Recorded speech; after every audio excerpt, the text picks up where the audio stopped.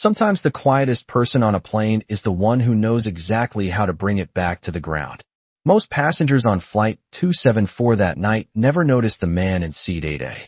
They noticed the glowing tablet screens, the soft hum of engines, the faint smell of reheated coffee drifting through the cabin. They noticed the woman in the tailored cream blazer seated in business class, typing sharply on her laptop as the city lights of Dallas shrank below the wing. They noticed the businessman across the aisle complaining quietly about a delayed meeting in Manhattan. But the man in 8A blended into the rhythm of the flight like background noise.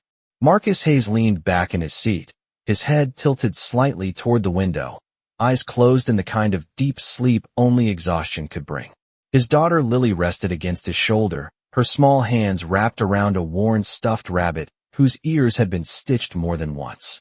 The overhead lights had been dimmed to a soft amber glow, and the aircraft moved steadily through the dark Texas sky at 35,000 feet. Outside the window there was nothing but stars and the occasional blink of the wing's navigation light. Inside the cabin, it felt like the quiet middle of the night in a small moving town suspended above the country. A flight attendant rolled a service cart slowly down the aisle, careful not to wake sleeping passengers. Somewhere near the back of the plane someone laughed softly at a movie playing through headphones. Everything about the flight felt routine, predictable, almost boring in the way long flights usually were. Marcus hadn't spoken much since boarding. He had helped Lily stow her backpack beneath the seat and buckled her in with a gentle reminder to keep her seatbelt on even if the sign turned off. When an elderly passenger struggled with a suitcase earlier, Marcus had stood up without saying a word and lifted it into the overhead bin with an easy motion of practiced strength. Then he returned to his seat, folded his hands, and closed his eyes. People glanced at him the way travelers glance at strangers every day, curious for half a second before looking away. To them he looked like a tired father in a faded hoodie who probably worked too many hours and finally found a quiet moment to sleep on a late-night flight. No one asked questions. No one wondered where he had been before seat 8A or what kind of life could make a man fall asleep that quickly in a crowded airplane cabin. The engines droned with steady confidence as the aircraft crossed into the night skies over Oklahoma. Lily stirred slightly, adjusting the rabbit beneath her chin. Marcus didn't move. His breathing stayed slow and even. In the cockpit, far ahead of the quiet rows of passengers, the captain glanced at a cluster of blinking indicators across the instrument panel. The aircraft nudged slightly against a patch of rough air. Nothing unusual. Flights crossed pockets of turbulence every night. Still, the captain frowned for just a moment before reaching forward to adjust a setting. Back in the cabin, most passengers didn't even notice the slight shiver that passed through the plane. A plastic cup rattled softly on a tray table. The businessman across the aisle paused his email for a second, then continued typing. The woman in the cream blazer looked up briefly, then returned to her screen. But Lily felt it. Children always seem to notice the little things adults ignored. Her eyes opened halfway, and she looked up at her father's face. Marcus still slept, the faint cabin light tracing the quiet lines of someone who had seen more miles than the average traveler. For a few peaceful minutes, everything returned to stillness. Then the seatbelt sign flicked on with a soft chime that echoed through the cabin. A moment later the intercom crackled gently to life. The voice of the captain came through calm, but firmer than before. "Ladies and gentlemen," he said, "this is your captain speaking. We're experiencing a situation up front. If there are any trained combat pilots on board this aircraft, please press your call button and notify a member of the crew." The words drifted through the dim cabin like a ripple through water. Conversation stopped. Heads lifted. Screens paused mid-movie. The flight attendant froze beside her cart. For several seconds no one moved. No one spoke. Seat 8A remained quiet. Marcus Hayes was still asleep. For several seconds the airplane felt suspended in a strange kind of silence. The sort that happens when 200 people hear the same sentence and none of them know how to respond. The engines still hummed with their steady mechanical confidence, but the mood inside the cabin had shifted. Passengers glanced at one another the way strangers do when something unexpected interrupts the routine of travel. A man across the aisle slowly removed his headphones. A woman near the window lowered her book without turning the page. The flight attendant standing beside the beverage cart blinked once, as if waiting for someone, anyone, to press the small white call button above their seat. But no light appeared. The announcement hung in the air longer than it should have. Up in business class, Claire Whitmore leaned back in her seat and looked toward the front of the aircraft. She had flown hundreds of times in her life. Airports and cabins and red-eye flights had become part of the rhythm of her work. Yet in all those miles, she had never heard a captain ask for a combat pilot from among the passengers. That was not the kind of request people expected during a normal flight. Her laptop screen glowed softly against the dim cabin lighting, but she had stopped typing. Something in the captain's voice had carried a careful calm, the kind professionals used when they did not want to alarm people, but also could not hide the seriousness of a situation. Claire closed her laptop slowly and placed it on the tray table. Around her, quiet whispers began moving through the rows like a low wind through tall grass. Someone asked what had happened. Someone else guessed turbulence. Another passenger muttered that maybe it was just a precaution. But the seatbelt sign remained lit, glowing amber above every aisle. A few rows back, Lily lifted her head slightly from her father's shoulder. Children often sensed tension before adults admitted it out loud. Her eyes moved around the cabin, taking in the unfamiliar stillness. She looked toward the aisle where the flight attendant now stood frozen beside her card, her polite smile replaced with something more uncertain. Lily turned her attention back to Marcus. He still had not moved. His head rested gently against the window, the faint vibration of the aircraft barely noticeable beneath the steady rhythm of his breathing. To anyone watching, he looked like a man who had spent a long week working and finally allowed himself a moment of rest. His hoodie was plain, the fabric slightly worn at the sleeves. A small backpack sat beneath. The seat in front of him, the kind parents carried for snacks and coloring books and long trips with children. Nothing about him suggested the kind of person the captain had just asked for. Nothing about him stood out. Up front in the cockpit, the captain adjusted another switch and glanced at the instrument panel again. One of the displays flickered briefly before stabilizing. It was not a dramatic failure, not the kind that sent alarms blaring across the cabin, but it was enough to force caution. Flying an aircraft safely required many layers of systems working together. When even one of them behaved unpredictably, experience suddenly became the most valuable thing in the sky. Back in the cabin, a second chime sounded quietly through the overhead speakers. Passengers straightened in their seats, expecting another message.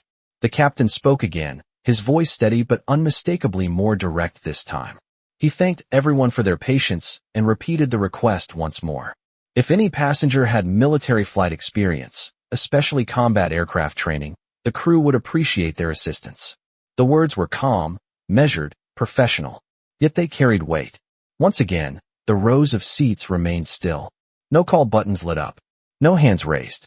The airplane continued forward through the night sky at 500 miles per hour, while 200 people realized that help, if it existed, might be sitting quietly among them. In seat 8A, Marcus Hayes slept on.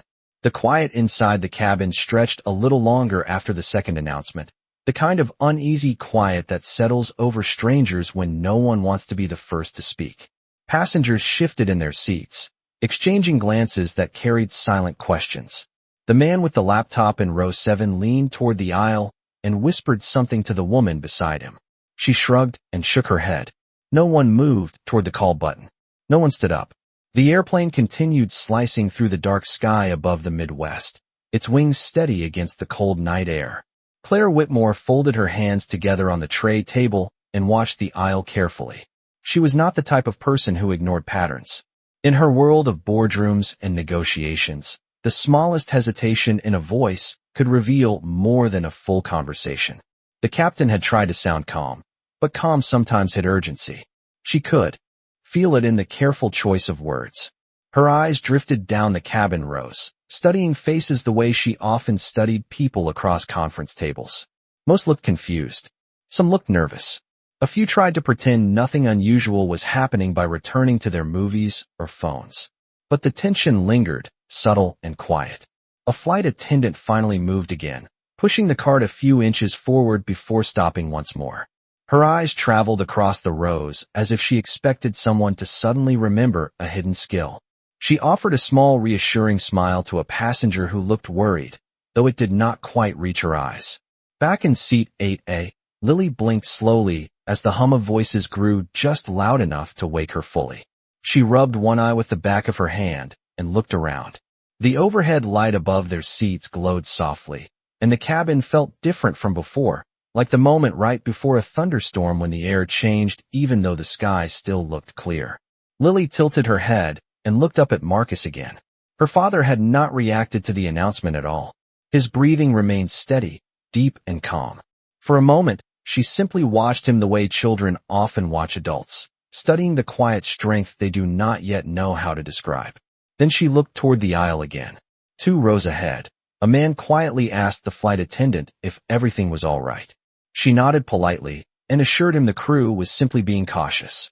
Her tone remained professional, but she kept glancing toward the front of the plane. The aircraft trembled lightly for a moment, not enough to spill a drink, but enough for several passengers to notice. A few people tightened their seatbelts. Claire felt the subtle movement too. It was the kind of small shift experienced travelers recognized instantly. Not dangerous, not dramatic, just different. She looked down the aisle again, her attention drifting toward the middle rows. That was when her eyes paused briefly on Marcus. He still appeared exactly the same as before, head resting near the window, shoulders relaxed, completely unaware of the quiet tension filling the cabin. Claire studied him for a moment longer than she realized. Something about the stillness of his posture seemed unusual. Most people reacted to cabin announcements, even in their sleep. But Marcus did not stir. Beside him, Lily slowly leaned closer and whispered softly, her voice barely louder than the engines outside the aircraft. She touched his sleeve gently, almost like she was deciding whether to wake him or let him rest. For a moment she hesitated. Then she whispered again, a little clearer this time. "Dad." The word floated between them quietly, unnoticed by the rest of the cabin. Marcus did not open his eyes yet, but his breathing changed just enough for Lily to notice. Lily felt the small change in her father's breathing before she saw any movement.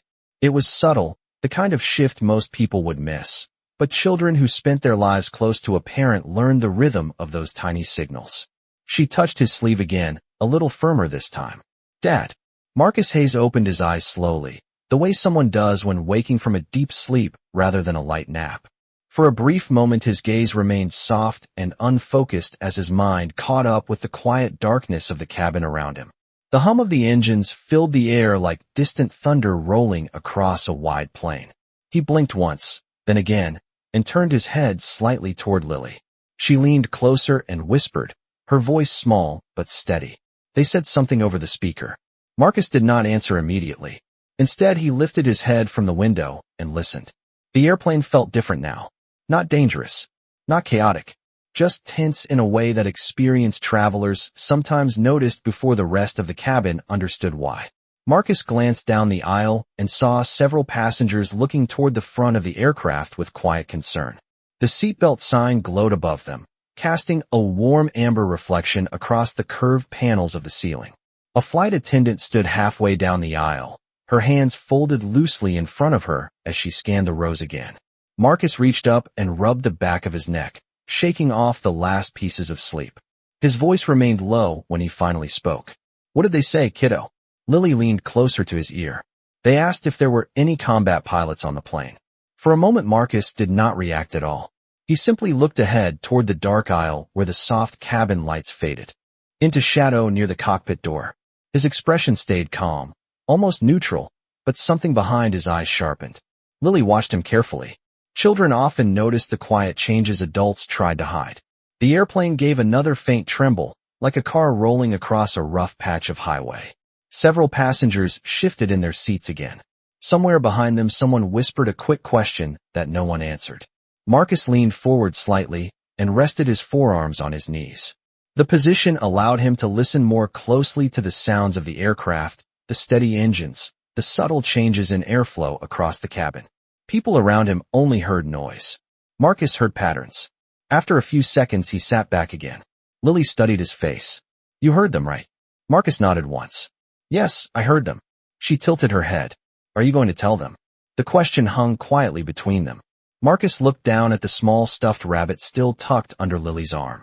One of its ears had been carefully stitched with blue thread, a repair done by someone patient enough to fix small things rather than replace them. He reached over and adjusted the blanket draped across Lily's lap. His movements were slow and calm, the kind that did not attract attention. Around them the cabin remained restless but quiet. Passengers waited for another announcement that had not yet come. Marcus glanced toward the front of the aircraft again. His eyes moved briefly across the overhead panels, the aisle lights, the subtle vibration traveling through the seat frame beneath him. Then he exhaled softly through his nose. Lily watched him closely. Her father had that look again. The same look he sometimes had when fixing something around their apartment, the quiet focus of someone solving a problem before speaking out loud. Marcus pressed the call button above their seat. A soft chime sounded overhead, barely louder than a tap on glass. The small light above row 8 flicked on. A few nearby passengers glanced toward it. Lily leaned back in her seat and held the rabbit a little tighter as the flight attendant began walking slowly down the aisle toward them. The flight attendant reached row 8 with the careful calm of someone trained to keep situations steady even when the details were unclear. Her smile returned, polite and professional, though her eyes still carried the alert focus that had settled over the crew since the announcement. She leaned slightly toward Marcus so she would not disturb the other passengers more than necessary. "Yes, sir. How can I help you?" Marcus looked up at her with the quiet composure of someone fully awake now. His voice stayed low so only she and Lily could hear. "I believe the captain asked if there were any combat pilots on board." The flight attendant nodded once, her expression tightening slightly. "Yes, sir. That is correct." Marcus held her gaze calmly. "I flew fighter aircraft in the Navy." The words were simple, delivered without pride or hesitation, the way someone might mention a previous job that no longer defined them. For half a second the flight attendant did not respond. She studied him quickly, the way professionals learn to evaluate people in moments when decisions must be made quietly and quickly. Marcus did not look like the kind of man most people imagined when they pictured a combat pilot. His hoodie was worn, his hair slightly flattened from sleep, and the soft backpack beneath the seat in front of him held coloring books and small snacks rather than anything impressive. But something in his posture told a different story. He sat upright now, shoulders relaxed but steady, eyes clear and focused in a way that suggested calm rather than uncertainty. Lily watched both of them silently, her stuffed rabbit pressed against her chest. The flight attendant lowered her voice even further. "Sir, may I ask what aircraft you flew?" Marcus answered without pause. F-18 Hornet. Carrier operations. The flight attendant inhaled slowly through her nose, processing the information. Around them the rest of the cabin remained unaware of the quiet conversation happening in row 8. Passengers continued whispering to one another, still waiting for some kind of update from the cockpit. A man across the aisle glanced briefly toward Marcus and the attendant, but returned his attention to his phone. Up in business class, Claire Whitmore noticed the conversation unfolding several rows behind her. She did not hear the words, but she saw the subtle shift in the attendant's posture and the way she leaned closer to Marcus, listening carefully. Claire tilted her head slightly, curiosity sharpening her attention. Back in row 8, the attendant nodded once more. "Thank you, sir. Please remain seated for a moment while I inform the captain." Marcus simply inclined his head in acknowledgement. "Of course." The flight attendant moved quickly but calmly up the aisle toward the front of the aircraft, her steps careful not to create alarm. As she disappeared through the narrow curtain separating the cabin from the galley, Lily turned toward her father again. Her voice was barely louder than a breath. "You did not tell them before." Marcus rested his hand gently over hers. "They asked twice," he said quietly. Lily studied his face. "Were you sleeping that whole time?" Marcus gave a small smile. "Almost." The airplane gave another gentle shiver as it moved through a higher band of wind. Marcus looked forward toward the cockpit door, his expression thoughtful now rather than sleepy. Around them the cabin continued its quiet murmur, 200 strangers waiting for answers while the night sky stretched endlessly outside the windows. Lily leaned her head against his shoulder again. After a few seconds, she whispered one more question. "Are you going to fly the plane?" Marcus did not answer right away. His eyes remained on the front of the cabin, calm and steady. Then he spoke softly. "Only if they need me." The cabin remained wrapped in quiet anticipation after the flight attendant disappeared through the curtain toward the cockpit. Conversations lowered again into cautious whispers, the kind people use when they sense something unusual but do not yet know how serious it might be. Marcus sat still in seat 8A, his posture relaxed but alert now, the lingering haze of sleep completely gone. The steady vibration of the engines moved through the frame of the aircraft and into the floor beneath his feet. A rhythm he recognized the way a musician recognizes the tempo of a familiar song. Lily watched him closely, the way children often do when they realize their parent understands something the rest of the world does not. The rabbit remained tucked under her arm while she leaned gently against his shoulder. Up ahead, the curtain shifted slightly and the flight attendant reappeared. She walked with the same careful calm as before, but there was a difference now in the way she moved down the aisle. Her eyes searched directly for Marcus. When she reached row 8, she leaned down again, her voice quiet, but more purposeful than before. "Sir, the captain would like to speak with you." Marcus nodded once and unfastened his seatbelt with a soft click. The small sound seemed louder than it should have in the quiet cabin. Several nearby passengers glanced up, curiosity flickering across their faces. Lily looked up at him immediately. "Are you going up there?" Marcus placed his hand gently on her shoulder. "I'm just going to talk with them for a minute. You stay right here." She nodded, trusting him the way children trust the steady certainty of someone who has always returned.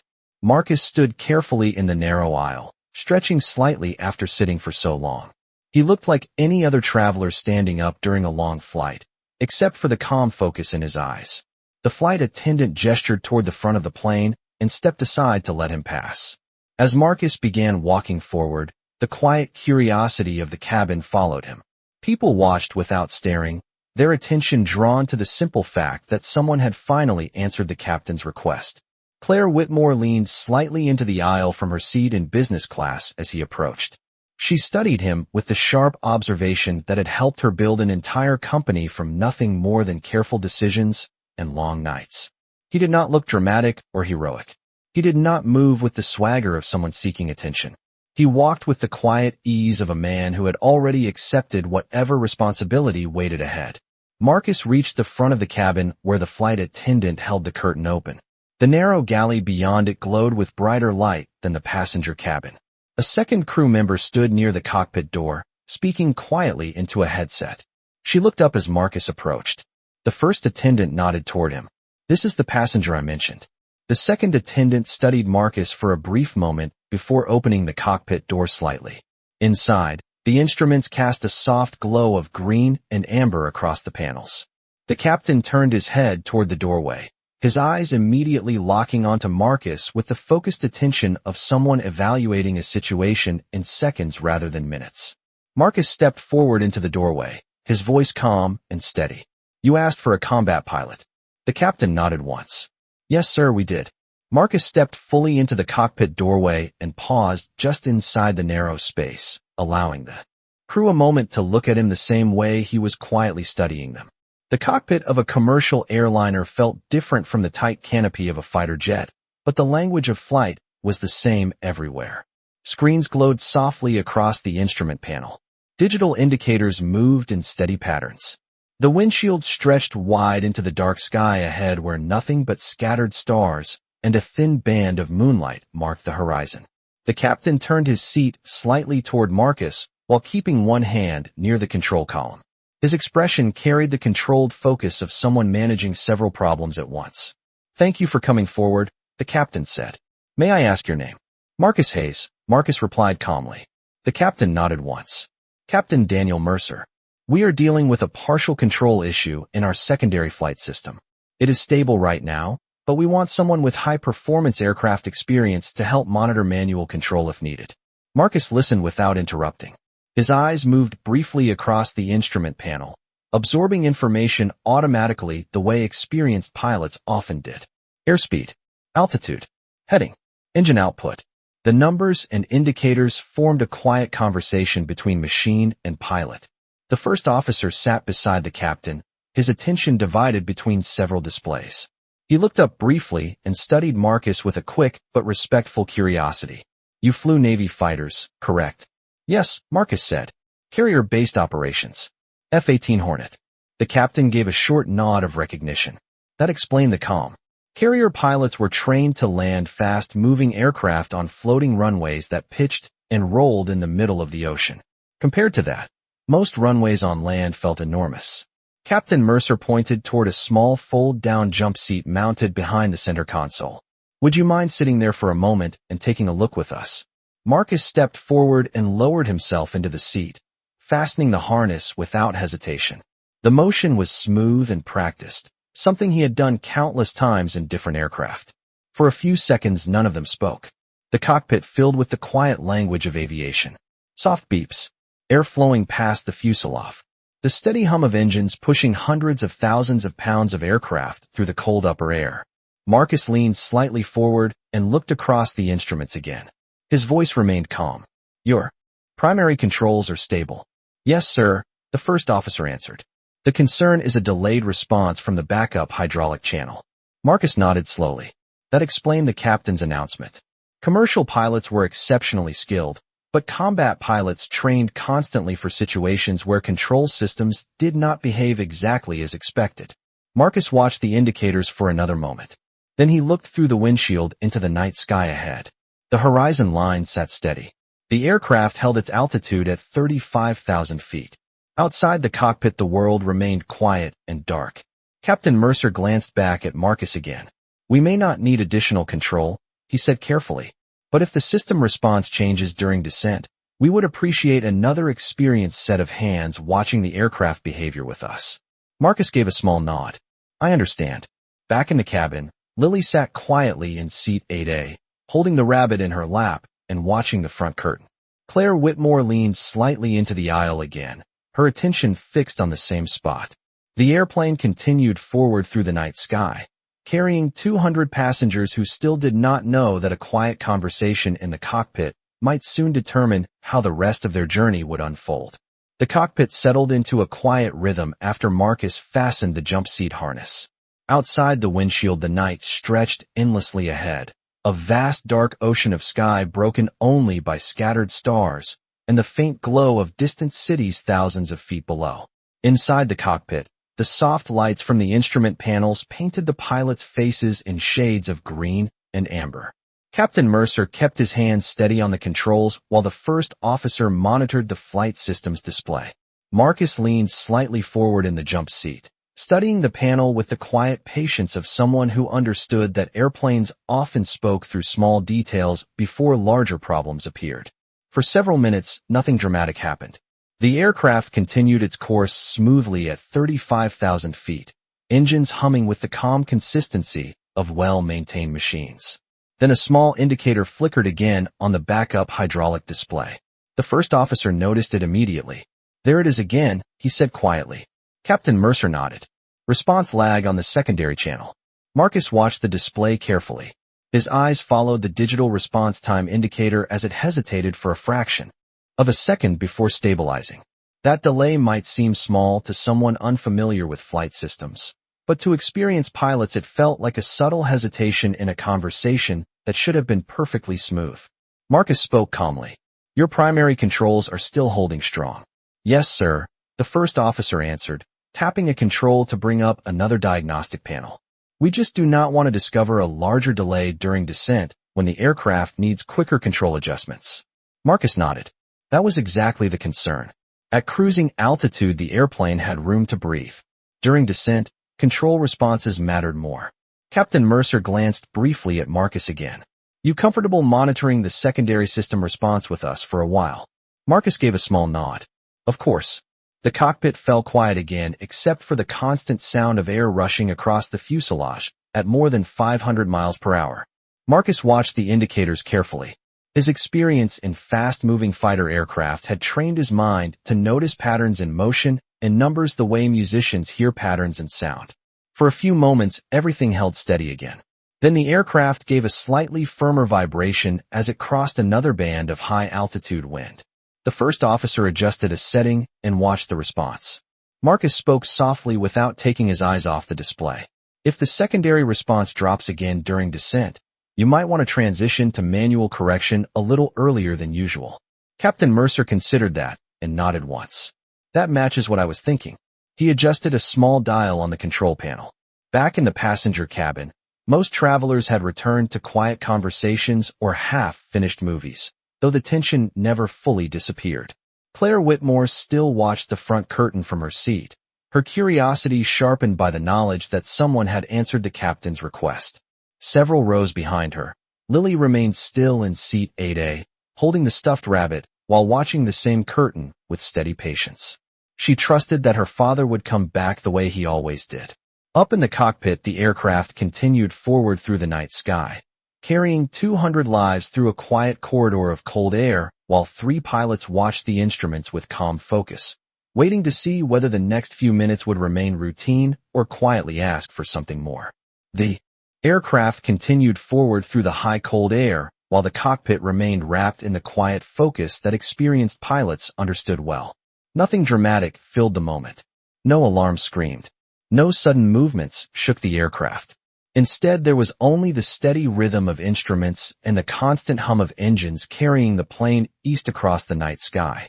Marcus watched the secondary hydraulic display carefully as the numbers updated in calm digital pulses. For several minutes, the response delay did not return. The backup system held steady.